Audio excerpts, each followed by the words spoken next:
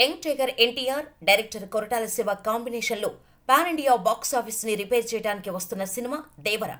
April 5న రిలీజ్కు ready అవుతూ శరవేగంగా shooting జరుపుకుంటున్న ఈ మూవీపై అనౌన్స్మెంట్ నుంచే భారీ అంచనాలు ఉన్నాయి.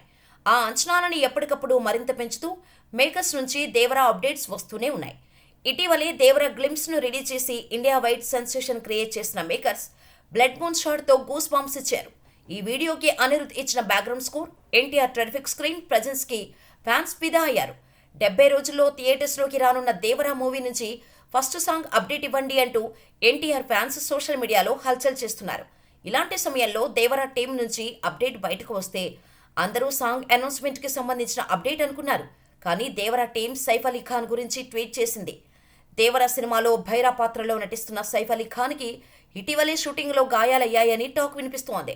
ఈ విషయంలో క్లారిటీ ఇస్తూ దేవరా టీం నుంచి మీరు త్వరగా కోలుకోవాలని కోరుకుంటున్నాం, మీరు దేవరా సెట్స్లో జాయిన్ అవ్వడానికి ఎదురు చూస్తున్నామంటూ ట్వీట్ వచ్చింది. దీంతో నిన్నటి వరకు రూమర్గా ఉన్న సైఫ్ అలీ ఖాన్కి గాయాలు అనే విషయం కన్ఫర్మ్ అయింది. సైఫ్కి అయిన ఇంజూరీస్ కారణంగా దేవరా షూటింగ్ ఏమైనా డిలే అవుతుందేమో చూడాలి.